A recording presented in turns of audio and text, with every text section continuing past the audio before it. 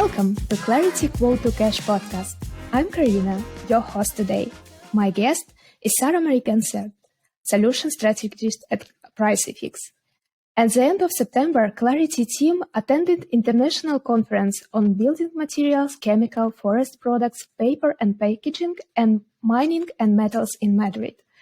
Setting up and managing complex pricing logic, value-based pricing strategy, and AI pricing have been the hottest topics among the mining and metals audience.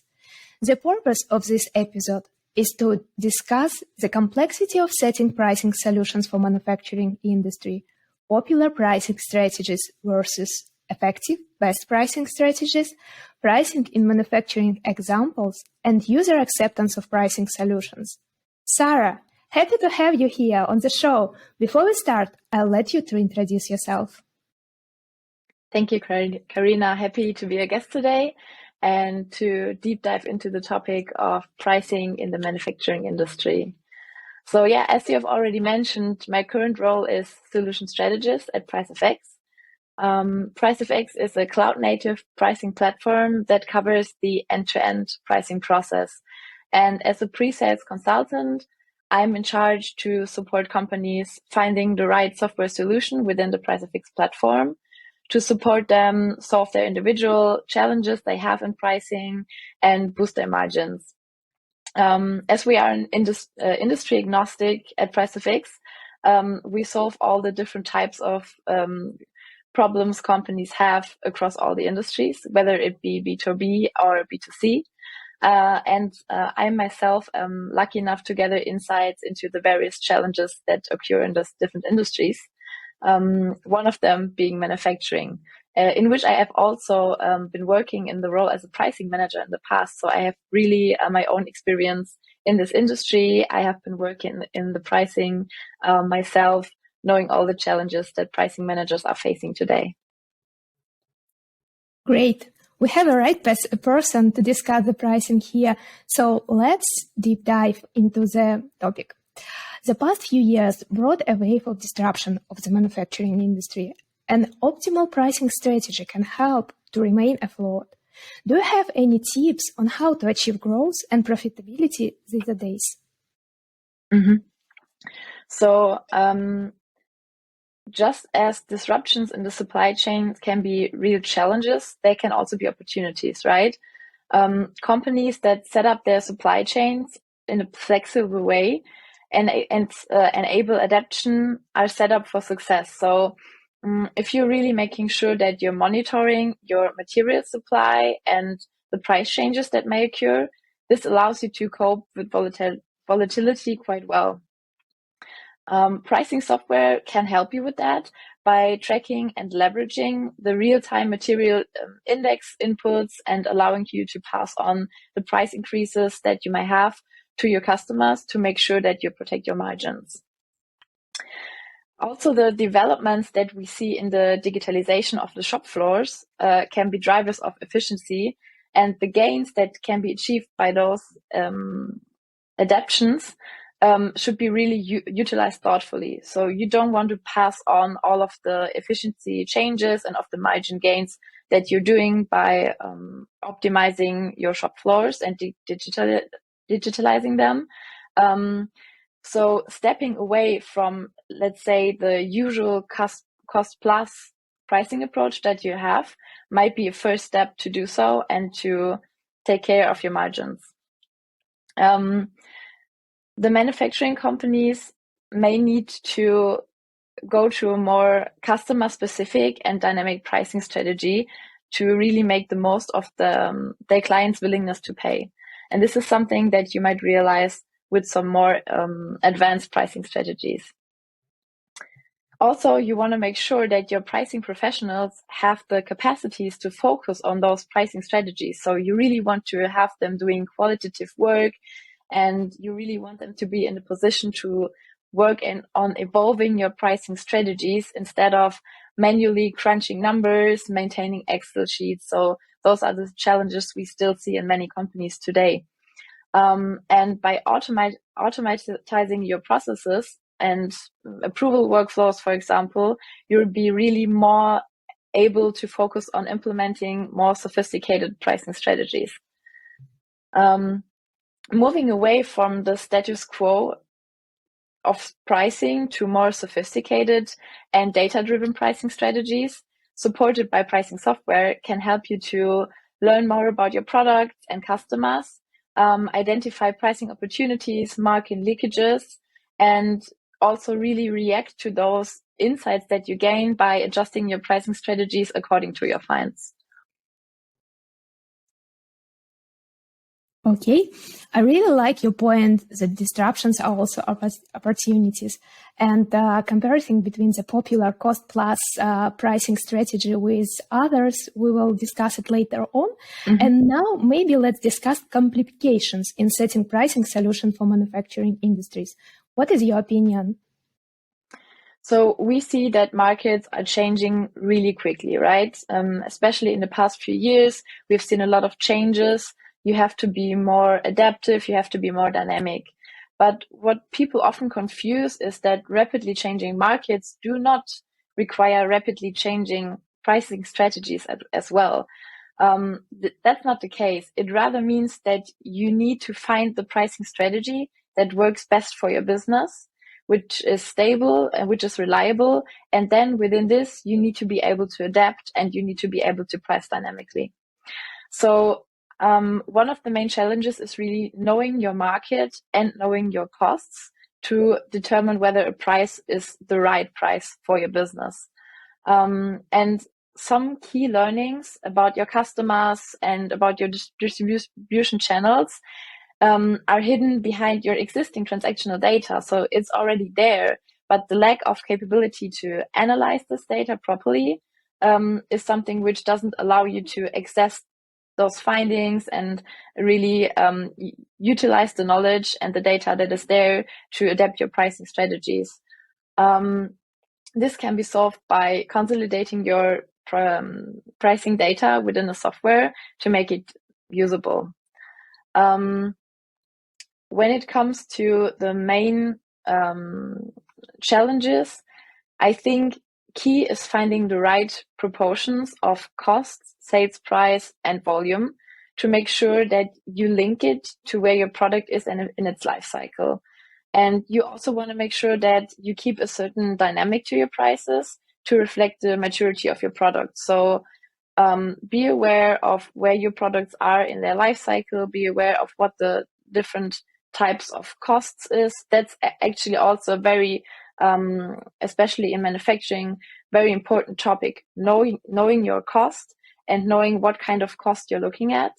You really want to make sure that you identify which kind of costs and how do they impact your businesses, right? You need to make sure that you consider them differently depending on what kind of costs there are. So for example, direct costs will have a very different impact on your products and your prices, and also provide a stronger lever on your prices and profitability than manufacturing overheads and non-manufacturing overheads like sales and marketing costs. Another challenge we see in manufacturing businesses is often the lack of transparency or comparability when it comes to competitors, products, and prices. So you really want to understand what's going on in the market, have a view of the full picture when pricing your products. And it's really crucial to get hold of sufficient and reliable data to take into account.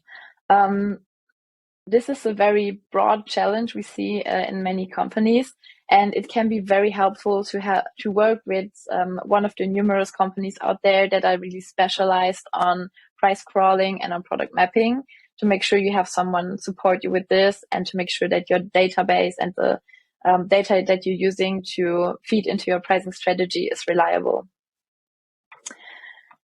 In the end, most important is to really set the goals that you want to achieve with your business, because you cannot set up a pricing strategy which is not reflecting your goals, right? So you want to make sure that you include this when determine which pricing strategy is the right one for you. once you've determined your goals and you find out which pricing strategy is the right one for your business, you might be wondering, how do I now realize it? So how do I launch it in my system landscape? And this is something customers often worry about. Actually, this is not such a big issue, I would say, today, because software these days is really set up in a way that allows to integrate easily into most common ERP systems. And especially when it comes to cloud native software, as Pricefx is, for example, it's built very flexibly when it comes to data structure and integration options to make sure that you're really smoothly integrating into the IT landscape that you're working with today. In the end, I really want to say pricing in manufacturing is still an underutilized lever, right? So to be successful, there's still so many opportunities with pricing for many companies. As I said in the beginning, challenges can be also opportunities. So when it comes to pricing strategies, this is something that's really an opportunity, especially in manufacturing, because there's so much still left to do and to evolve when it comes to pricing strategies. Thank you. Very good advices. And especially I like your advice in regards of the goal. It's important to walk through your past to know what is the final goal, to follow this goal. And we are coming to the topic of pricing strategies. So most of our audience is probably aware of pricing strategies such as cost plus pricing, competitive pricing. An effective pricing strategy should reflect specific business objectives. In your opinion, what pricing strategy would be effective for manufacturing industry? Mm-hmm. Of course, you have to know a business very well to recommend a pricing strategy, right?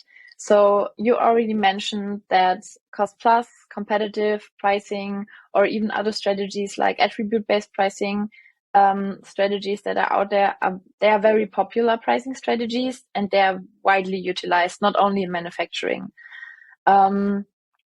Again, it's most important to find a strategy that works best depending on the conditions in your industry, depending on your company goals. But of course, there are strategies that are more future-proof, let's say, than others. So starting, for example, with attribute-based pricing, this might be pricing strategy which is already more focused on the products and the customers than a typical cost plus pricing strategy approach. So I don't think I need to talk about the details about cost plus pricing today, but we know this is like one of the, let's say, starting points when it comes to pricing strategies. It can be a very solid strategy, but if you want to do it in a more advanced way, you might want to step ahead, and you might want to look at the attributes that are linked to your products and then price based on this. But an even more dynamic and even more market-oriented pricing strategy is the value-based approach. And I think that this is something which can be very future-proof for manufacturing industries, to not only look at their cost and at their products attributes, but really mainly focus on customers' willingness to pay. That also means that you really need to know your products and especially their perceived value, right? In addition to that, you need to make sure that you know your customers and you know the market as well as your competitors very well. So this is a very sophisticated pricing strategy, and you need to make sure that you have the correct and reliable data. You need to make sure that you take into account all the knowledge that you have about your market and about your customers, and leverage this in the right way. So when it comes to value-based pricing strategy, there are different levels of complexity in which you can apply this approach.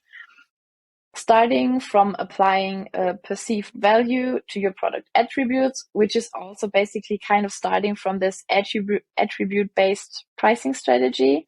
over being really able to properly articulate the value of your products to your customers, because it's most important that your customers understand the value of your product if they want to buy it, right? And then you really want to know your customer individual willingness to pay, because that's in the end something which you then can base your price on. And you really want to be able to calculate your prices based on all of this information. Right. Seems value-based approach is really something that manufacturing companies should consider while implementing pricing or improving pricing strategies. Could you share a successful case study of how pricing solutions have helped manufacturing companies achieve their pricing business goals and maximize their revenue? Mm-hmm. Of course, happy to do so. So, for example, we have been working with a global tire manufacturer who was facing the challenge of having a lot of data which was not structured in the way that would allow them to utilize it properly.